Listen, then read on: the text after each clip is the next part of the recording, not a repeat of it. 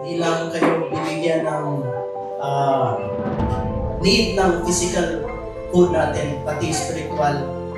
Ang diablo at ikaw ay lagi nagbibigay ng sakuna, pangihirap, lingkod, baha, earthquake, sa buhay. Hindi mo gawain ng Panginoon Diyos yun. And you will know the truth, and the truth will set you free. Mahal na mahal mo ako.